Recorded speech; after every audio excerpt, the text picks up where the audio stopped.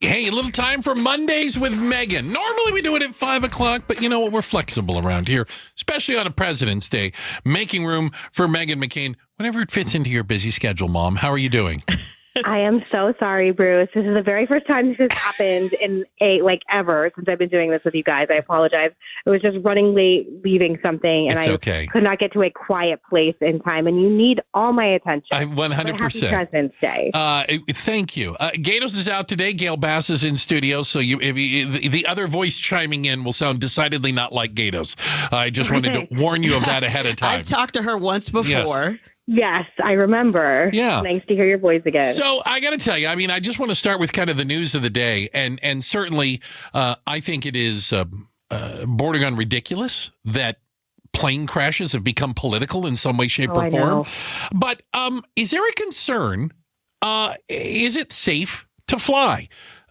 Is this a FAA, issue on some level with what we've just been seeing, or is it just darn bad luck? So I'm already a very nervous flyer. I don't like flying. I'd prefer to drive given the opportunity. And this recent plane crash, the Delta one that just happened today, in Toronto, I mean, it just looks horrific. Like my idea of literal hell. Right. And, that plane upside down on a runway. Yeah. Yeah. Yeah. The plane crash happened in D.C. happened very close to where I live. Yes. And I had friends, I had my phone off and I woke up in the morning and I had a ton of text messages and people asking if I heard the crash. I didn't. I'm a heavy sleeper. My husband had heard sirens. So it's it's obviously extremely scary and disconcerting. And I don't want plane crashes to be politicized, but they say 3 times is a pattern. And I think this is the 4th. Yeah. So yeah, I have a lot of questions. I'm supposed to come home to Arizona for my kids' spring break soon or in a month or so. And I'm a little freaked out about it. I have to tell you. Well, I want you to feel comfortable flying, for goodness sakes, because I do think that, I always put it this way. I don't think the pilot wants to crash. I'm pretty a high level of degree, that they're doing their best job. Nobody on board wants it to go down. Nobody wants that to happen. But I do think there's a concern. And, you wonder, are these things overlapping when you're hearing about understaffing at at control towers, when you're hearing about issues with the FAA. I think reasonable people outside of politics could say, well, is government doing its job to keep flying safe? I would love to know, and I do not have the answers to this or any data, but I would love to know if there has been any impact with the recent, firings or, people taking their offers to be paid out in government positions. I have absolutely no idea if there is or isn't, but this did start happening recently, and I think they're really honest questions that should be asked of the transportation secretary. Again, we're talking with Meghan McCain, a little Mondays with Meghan right now. Okay, we're going to switch gears a little. My brother is one of those horrific government workers who, by the way, works just down the street from where you live. Frank the Tank's dad. Yeah, Frank the Tank's dad. He asked me not to use his name so that Elon can't track him down as easy. But, well, he works for DHS, though, so he's not even allowed to take the buyout, because he's considered essential, when you work for DHS. But do you think some of these... What I want to use, some of these back to work and offering buyouts. Do you think they're just trying to get people to quit?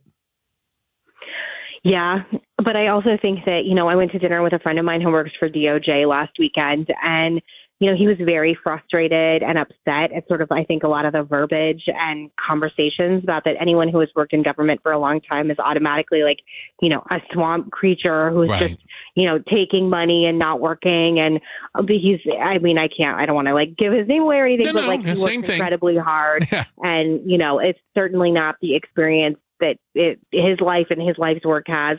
And I think it's another example of just there's been a lot of anger at a lot of garbage that's happened the past 5 years, and it's sort of being let out in the wrong places. Of course, there are people that I think are working in government that are not doing a good job, but then there's people in government who are doing an incredible job. And I'm worried about just I believe that I read something just recently, and again, if I get the facts a little fuzzy, just excuse me, but that the government actually is having to do a big rehaul to get people who are guarding our nuclear weapons back because they fired too many people. That's obviously incredibly dangerous and disconcerting. You would think. So I don't think coming in and just cleaning house of people who are doing good work is smart or prudent. Well, you know what, Megan, one of the things that I've been seeing is that there's I wonder what's going on in the Beltway with the Republican Party, because, I've been seeing cuts to NIH funds, and there's a lot of research money where the U.S. leads in cancer research and all these things, and those people have been cut. What are all these congressmen saying about what's, cuts in their districts where that NIH money is a huge driver of the economy, but also finding cures for diseases? Yeah, I mean, I just read an article about how Senator Katie Britt from Alabama was bringing up this point, because in the state of Alabama, I guess there's a lot of funding that goes to cancer research there. My dad died of brain cancer, a very rare form of brain cancer. He was actually treated at NIH. The people at NIH are I could not say they're like angels among us, as are all doctors and nurses. There's a very special proton beam. There's only 3 in all of America that treats cancers, and it treats cancers in babies because it's like a very pinpoint laser that can kill tumors. Targeted, yeah. I don't want any of that to stop.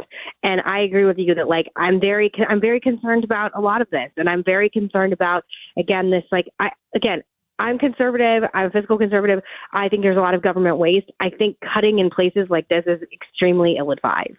We're talking with Meghan McCain, our Mondays with Meghan segment, and great to have you live from D.C., where it's bitterly cold, by the way, compared to here. So cold. It's so cold. It's not Arizona weather. I was talking to my brother about shoveling snow the other day, and I'm like, yeah, man, we don't shovel sunshine. Remember that. It's really horrible. It's really disgusting. Okay. It's really, be so glad you live in Arizona. The only reason why I'm still in this place is because of my husband's job. Okay. In 5 seconds, I'm happy to move back to Arizona. I hate it. So, Megan, I thought of something the other day, because you and I have had this discussion where I think of myself, I don't consider myself a Republican or a Democrat. I'm a person without a party, because I am a fiscal conservative, and I quite honestly don't believe either party are fiscally conservative at this point. Yes. Do you think it is lost on people?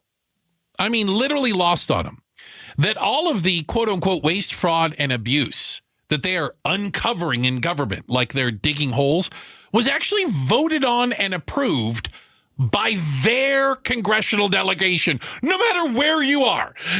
Whether you're in Arizona, whether you're in Alabama, or whether in Colorado, they voted for all this. Why are we letting the politicians off the hook and just letting Elon take the heat for cutting everything?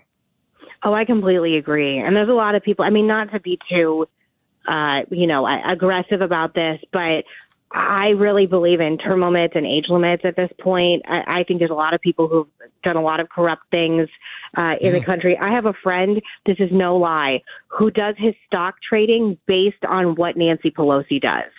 Literally. And how much has he made, and where can I find her stock tips?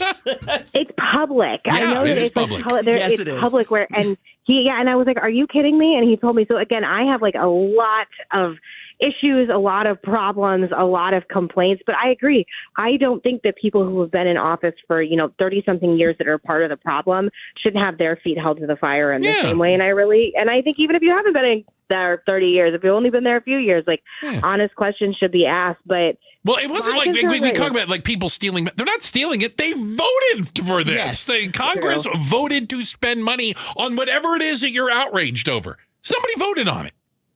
But do you remember the bridge to nowhere? It can also be put in bills. Yep. That's where the in order to get them to vote for it. Comes from. Yeah. So I think that pork spending, we refer to it as, right? Pork barrel, yes. Yes. Mm-hmm. Megan, appreciate your time. Thank you for making time with us on a busy Monday there in D.C., for goodness sakes. Thank you guys so much. And I would like to say, Bruce should get a raise because he's not taking holidays off. And Gatos is on vacation. Literally. So constantly. Yeah. Can I point out, too? You can't even count the number of vacation days he has. It's unreal. Megan, thank you so much. We appreciate your time. Thank you. All right. That's next Monday on time. On time. Next Monday at 5 o'clock. Megan, promise. On time. Megan, girls, stay warm. Yes, stay warm, please. Talk to you later. Bye. That's Meghan McCain, our Mondays with Megan. So we got a chance to dig into a little bit of things with her, and we sincerely appreciate her making time like that. Thanks for watching Outspoken with Bruce and Gatos. Tap to watch more from KTAR News and click the button in the middle to subscribe.